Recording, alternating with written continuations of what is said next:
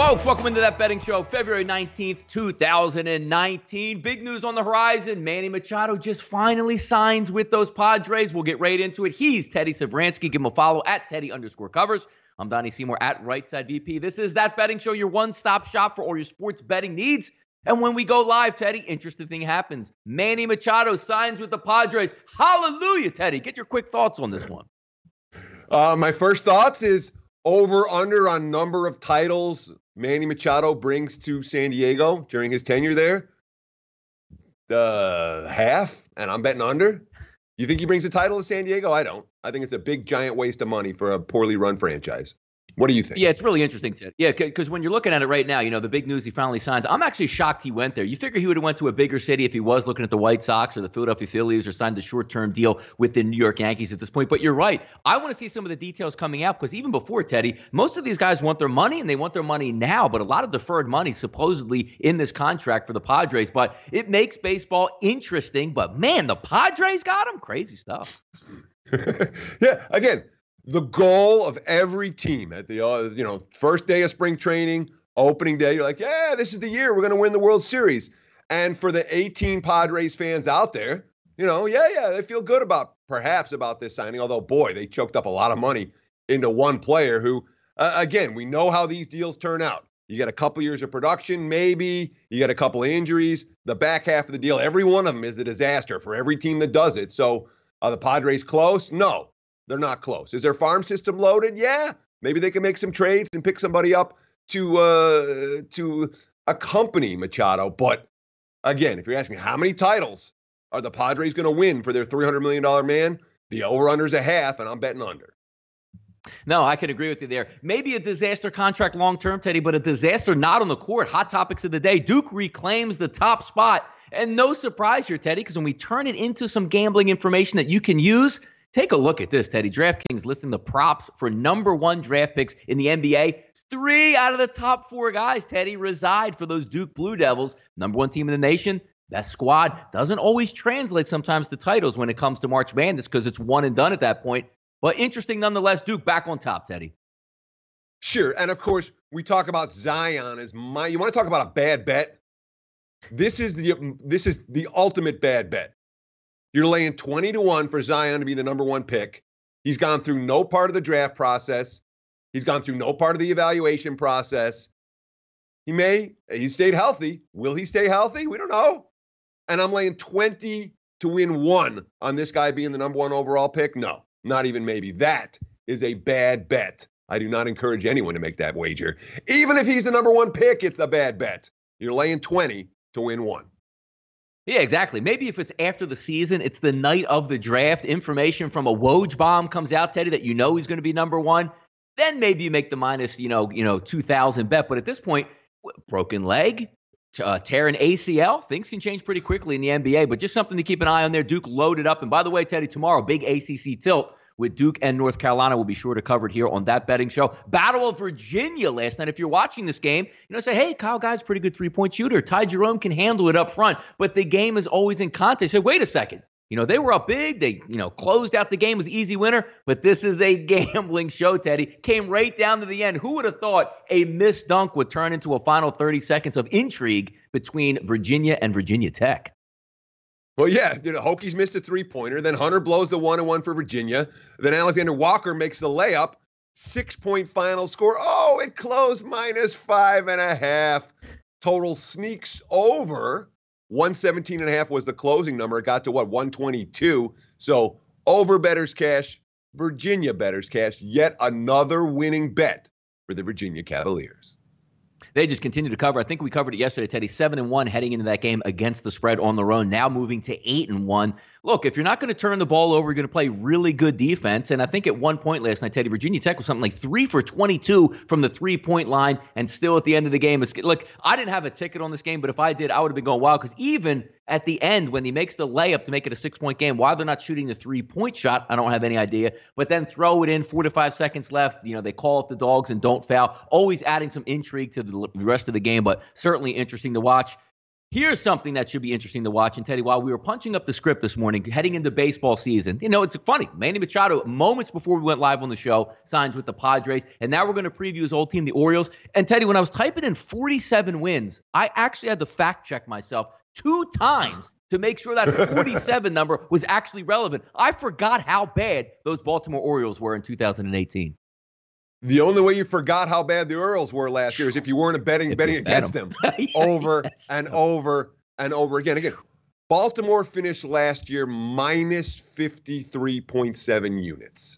That means when you're betting 1 unit on the Orioles in every game, 162 games, you lost 53.7 units on that squad, and they were never favored. They might have been favored in some game in April or something. They were minus 115 maybe in somebody in June. But basically, they were underdogs in 150 of those games plus, and you still couldn't cash any winning bets with Baltimore. Just to put that minus 53.7 in perspective, the second worst team, ranked number 29 in baseball in profitability last year, that was the Washington Nationals. They were minus 24.9 units, and Baltimore was minus 53.7. They lapped the field. On the run line, you say, take them plus 1.5. Maybe there's something to be said, plus 1.5. No, on the run line, they were minus 32 units, worst in all of baseball, 68 and 94. And again, they weren't laying a run and a half. They were getting a run and a half. 83 unders, 73 overs last year for the Orioles. So a slight tick to the under. But you look at this roster and you say, they don't have a number 1 starter. They don't have a number 3 starter. They don't have a number 5 starter. They got nobody in the bullpen. They have nobody on the, you say, Chris Davis will bounce back. Mark Trumbo will bounce back. One would think that this team will win 50 games this year. Teams don't often win less than 50. Do they get to 60? The markets think they might. Not this better. Baltimore, and of course, we've read so much, last year during the season, in the offseason, so much about the front office in Baltimore, where nobody's on the same page, where you have different factions in the front office pushing for different methodology. That is not the way to turn around the worst franchise in Major League Baseball right now. I see nothing but continued losses for the Orioles in 2019. What about you, Donnie? I mean, Teddy, looking at the numbers here, it's really astounding. The 5-year win trend for them, 96 in 2014, 81 in 2015, 89, this little rebound for 2016, then dropped to 75 and 47. And there's not even anything on the horizon for in there, because when you look at, let's try to be competitive. Number one, you're going up against the New York Yankees and you're going up against the Boston Red Sox, 2 teams that are ready, refueled, high payrolls, and expected to dominate. And then you throw in those little battle-tested Rays. You get a tough division. So if we're looking at the Orioles win total this year, 57.5, which is astronomically low. But then when you look at the product that's going to go out on the field, who are they actually beating at here? So you're saying, all right, I hope Trumbo bounces back from 17 home runs and pushes that into the 30s. We hope Chris Davis doesn't strike out 300 times this year and can rebound and hit somewhere in the 30s for home runs. But then you look at in a smaller hitter's ballpark, because when you look at Teddy, the Boston Red Sox play in a hitter's ballpark. They play in a hitter's ballpark in Camden Yards. The Yankees are in a hitter's ballpark. And then you take a look at the starting rotation, the estimated front 4, xFIP of 4.28, 4.47, and then 2 guys in the 5s. This is going to be an amazing year to watch for the Orioles. And we talk about value that you might be able to get out of them. They're going to be wildly outmatched in just about every game they line up, which is going to be interesting to watch, Teddy. Sure. I mean, the one thing I'm definitely thinking about with Baltimore right now, I'm thinking about playing some games over the total. I don't trust the pitching staff. The pitching staff was abysmal last year. It is no better in 2019, at least on paper. The bullpen's problematic. When you have a bad bullpen, those are teams I tend to want to bet over the total. And of course, this team couldn't hit their way out of a wet paper bag last year. One would think the offensive production will be at least a little bit better. The offensive production is a little bit better. This team's going to be flying over the total because the pitching staff isn't going to get anybody out. Yep, heading right into opening day, which is March 20th. Teddy, I'll go over a team and give you a little bit of a preview of what we expect on the season, starting with the AL East here. We'll have some fun with it tomorrow as well. Let's keep it moving here, Teddy. Overnight line movers, as we like to say. Check out SBRodds.com for all the latest line movements. One line on the move here, an A-10 game, Teddy. Davidson at home opens up at 2.5, pushes to 3.5 here in a nice battle with Dayton as they head to town. Yeah, I'm surprised the line opened as low as it did. I mean, this is a Davidson team that's 12-0 straight up at home. They've been covering numbers, only 4 ATS losses on this floor. They've been good short favorites, 6-3 ATS at -7 or less. Are the betting markets worried about a letdown for Davidson? Maybe after the big, Curry in town over the weekend?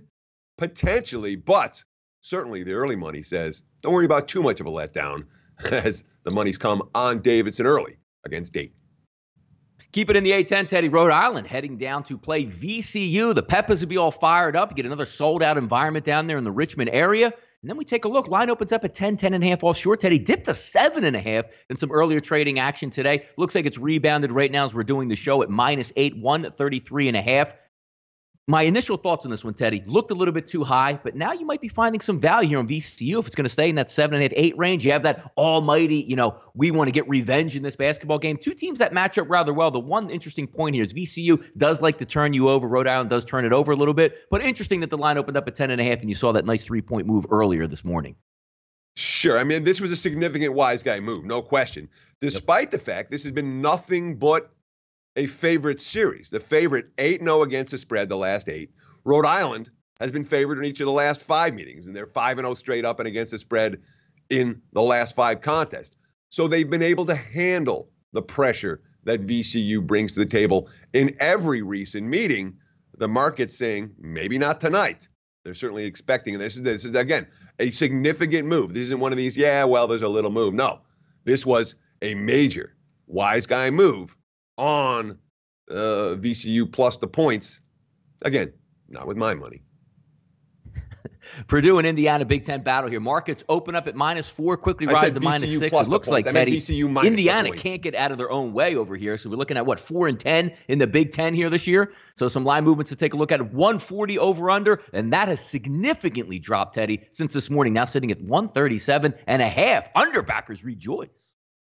Yeah, and I apologize a minute ago. I said VCU plus the points. Obviously, it's VCU minus the points against Rhode Island. When we talk about Purdue and Indiana and, a ton of money on the Boilermakers, look, this is a Hoosiers team that is a little bit of a train wreck right now. 1-8 against the spread, their last 9 overall. They lost by 15 at Purdue in the first meeting. And let's be real about this Indiana program. At one point, they were contenders in the Big Ten every year, and Bloomington, Indiana was the place that people wanted to go to play basketball. And then Bobby Knight left town, and then Kelvin Sampson has run out of town. And since that time, running in and out, coaches running in and out. Archie Miller, the latest. Miller's a coach. I have a ton of respect for him, but Indiana's not an easy place to recruit to right now. And this is a program that's at the bottom or near the bottom of the Big Ten of late. You can understand why the Boilermakers took early money. They're certainly the better of these two teams on paper by a fairly wide margin. That betting show here, February 19th, 2019, getting a little bit chopped up here. Your one-stop shop for your sports betting needs. Watch what you bet tonight, Teddy. Let's watch some action in the top 25 battle in the Big Ten tonight. Maryland and Iowa, -2.5. Seeing some movement here, though, Teddy, as we're looking at the screen right now in this game. Showing up, let me just give you a quick updated number here. Looks like -2s across there, so down from the 2.5 total in this ball game. 147 across the board. Moneyline split approximately 120, -140. Maryland 6-3 ATS on the road. Iowa 12-13 ATS in all lined up games. Got a nice little battle here on the Big Ten Network. 8 p.m. Eastern time tip, Teddy. Sure, and the Terps are a team that hasn't been able to step up in class. They haven't been able to beat the ranked foes in any court, especially on the highway. It's been a couple of years since they've won a road game against a ranked team away from home. And Iowa's playing really good. 4-0 straight up their last 4, 8-2 straight up their last 10. Coming off, let's call it what it was a miracle win against Rutgers. They played very poorly down the stretch of that game, had multiple chances to put Rutgers away, didn't, and then won the game on a contested 3 over a 7-footer in the corner. The type of shot, the players were saying after the game, he gets 100 of those, he might make 1. Well, he made the 1, and Iowa got the win, did not get the cover in that ball game, however, which is a potential here with the line 2.5 today. Even if you win, you still got to win by more than a bucket in order to get the money. Now, one thing Maryland has been able to do, they've been able to beat the lesser foes on the highway. Talked about how they can't beat the ranked teams. They have road wins at Nebraska, Ohio State, Minnesota, Rutgers, and all of them by double-digit margins. They've been able to win in these hostile environments against lesser foes. The question now is, what's Iowa? The market's not really respecting the Hawkeyes all that much. probably deservedly so over the weekend at Rutgers. We'll see if that lack of market respect for Iowa comes into play tonight with, again, all the sharp money showing for the Maryland side, despite their struggles against top 25 opposition. Yeah, that Iowa three-point shot that actually went down at the buzzer, even glanced off the side of the backboard. Probably couldn't make that 99 out of 100 times, but it actually went down. It was amazing when I watched it. They actually pulled that game out. But if you did cash a nice little ticket on Rutgers in that game, didn't mind so much there in that game. Florida State heads to Littlejohn, Teddy, to take on the Clemson Tigers in this one. Florida State running hot. We got some interesting line movement today. Opened up at -2 offshore, came down to about a pick 'em. Now looks like it's settling, Teddy, about -1. FSU is 12-13 against the spread in line games this year. 1-1 against the spread as an away dog, and 7-5 in conference. Clemson, very good winning games at home, Teddy, at an 11-2 straight up clip, but only 6-7 against the number at Littlejohn. Should be a good matchup in the ACC tonight. Yeah, and I mean, Clemson's coming off two absolute nightmare games where they lost by a single point each time. 56-55. They got the money against Louisville. Miami game before that. And both those were roadies.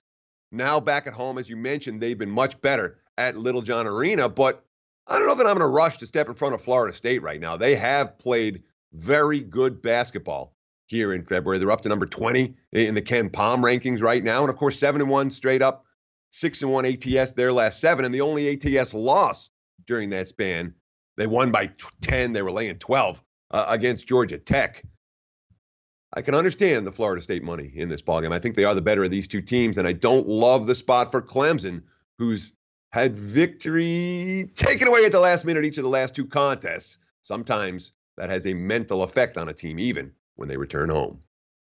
Yeah, big guys out there for Florida State. Long, lean, athletic, 7'4", Chris Kumaje, and then Jelly at 6'10". Should be an interesting game. Maybe not the most high-flying game. Maybe settling for some defense, but certainly one to keep an eye on the ACC. Off the mic, Teddy. You know, it's interesting. Wake up this morning and say, you know what? Taking a look at the Alliance of American Football, see what's going on. News coming out. Hey, the first little PR stunt came out, said, hey, you know what?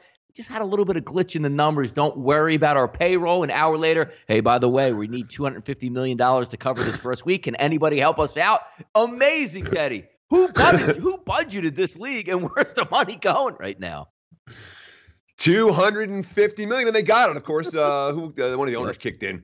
Carolina Hurricanes owner. Yep, basically owns the league now, for $250 million to keep this fledgling league alive. This is a problem. Okay, when you're 2 weeks in and you need a $250 million cash infusion, that's an issue. It means you're not bringing in the revenues or anywhere close to the revenues you thought you were going to. The league has a live scores problem, okay? I was in action on Saturday night. I was out with my wife. I'm trying to find the score, clicking around my phone. Where the hell do I find this score? Google, where do I find this score? Okay, you need a website. Here's my league. Here's my website. Here are my scores. That might help. All right, you want to get gamblers interested? You want a natural base for your new league of gamblers? Solve the score problem. Solve it tomorrow. Solve it yesterday. That may help. Of course, we've seen all these leagues fail. This league will fail too, apparently. They're $250 million in the red 2 weeks in. But while it lasts, let's enjoy it. It is what it is. The bottom line is spring football doesn't work. And the AAF is finding that out, like other leagues have, in a difficult fashion, money-losing fashion for the owners.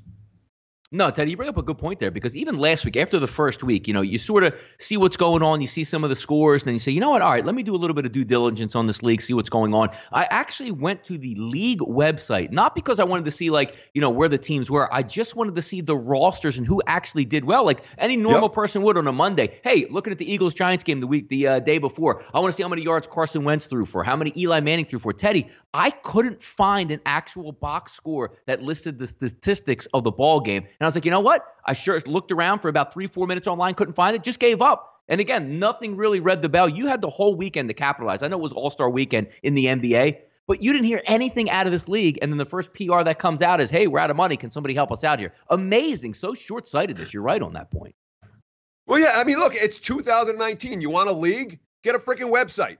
Get box scores with accurate numbers that are updated during the game and have the final scores listed. It's not rocket science, AAF dumbasses. Figure it out and save your league. I'll tell you what is rocket science, Teddy. That betting show here as we end up another episode here on February 19th, 2019, your one-stop shop for all your sports betting needs. We'll continue the conversation tomorrow and pick another Major League Baseball team out. We'll also rehash and go over the UNC Duke game, which is going to take center stage in the ACC. He's Teddy Savransky. Give him a follow on Twitter at Teddy_covers. I'm Donnie Seymour at RightSideVP. Thanks for tuning in. We'll catch you up tomorrow. Have a nice day, folks.